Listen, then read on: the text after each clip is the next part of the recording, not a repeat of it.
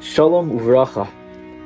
Together I want to transition from churban and destruction, brokenness, and together to come to nechama, comfort, to be comfortable with ourselves, our surroundings, our life, to be comfortable in the world, comfortable in avodas Hashem. So how can we transition? How is it even fair? I just experienced churban, nothing changed, and now it's nechama. What's happening here? So Rav Nosson Breslever, Rav Nachman's Talmud Muvak, explains Azoi so clearly that there's a breakdown in the Sfarim Akdoshim of 3 and 7. There's 3 mochin, 3 aspects of the brain: clarity, understanding, you know who you are and what's going on in the world. And then there's the 7 midas, is the things that we experience, the people we experience, the interactions. Some I like, some I hate. I have to make money, I have a family life, I have a body I have to take care of, meals I eat. And the question is very obvious. 3 weeks of churban, 7 weeks of nechama. You would think it's the opposite, based on that breakdown. 3 weeks of nechama and gishmak, I understand who I am, I get to learn really what's going on in the world. And 7 weeks of churban, of, oh my gosh, I can't believe I'm going through another 4th of July weekend, bored out of my mind, trying to figure out what to do with my kids, or can't believe I have to go to work and make money, or can't believe my chavrusa knows more than I do. Each one in their churban, each one in their midas. So again, you would think it's the opposite. 3 nechama and 7 churban. So Rav Nosson, he reframes it. These 3 moichin, 3 weeks, we're relating to ourselves. Rav Nosson calls the Gimel Moichin lefi kedushas Yisrael. We're relating to ourselves based on who we truly are. And who we truly are is completely shalim, completely perfect. In our root, we have no relationship to sin.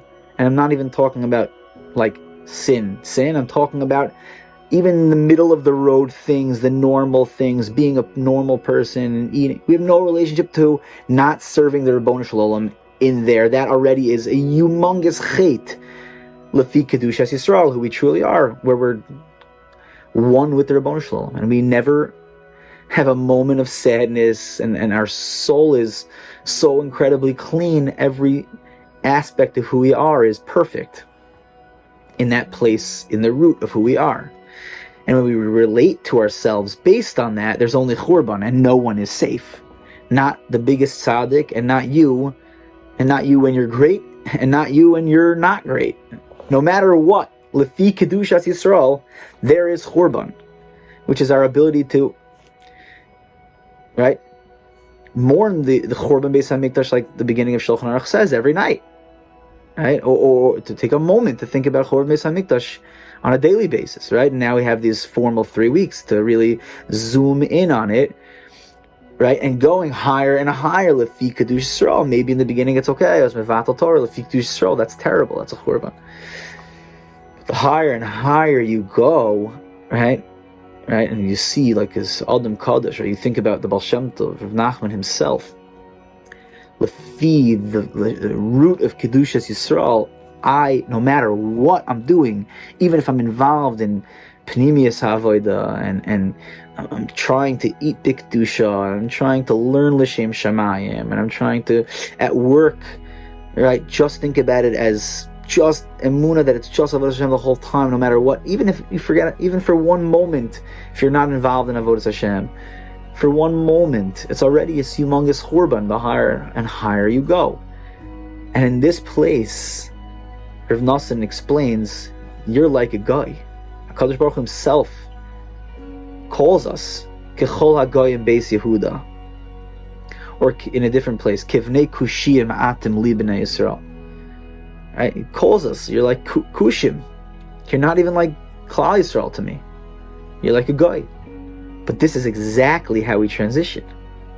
This itself, the Chorban, which Rav Nosson explains, is essentially destroying our gaiva when relating to who we truly are, and the sadness that comes from that.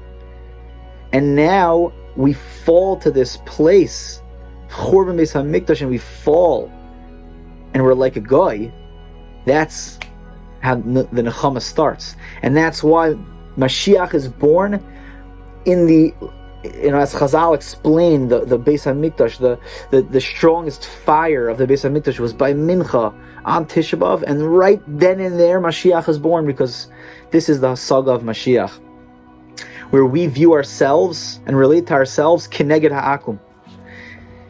Right? We go high enough that everyone, no matter who you are, you're like a guy in that place, but Sof Kol Sof, you're not a guy. Shalo Asani guy. And now all of a sudden, it just starts flowing out of you these Nekudas Tovos, and they get smaller and smaller and more insignificant, meaning to say they were insignificant, and now Keneged Ha'akum, they start to shine and become significant.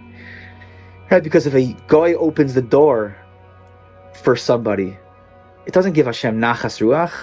But if a yid opens the door for someone, wow, it's so precious in the eyes of Hashem. And if you make a bracha, a guy decides all of a sudden he wants to make a bracha, but nothing happens. Nothing happens in the Olam Yonim, in the higher worlds, and even here in the world that we're in.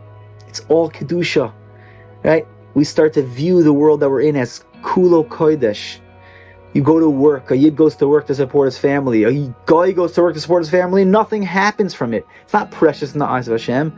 A yid now going to work to support his family. How did we get here? Because there was a Chorban. We're in that place, I'm like a guy. But now I'm not actually a guy. But in that place I was like a guy, but Shalo is sunny guy. And now everything comes out, all of the Kedusha starts to shine more and more and more. Keneged Ha'akum. Shezoicha to this comfort with our reality. Everything that we're involved in, Shalo Asani Guy, it's precious in the eyes of Hashem. L'chaim.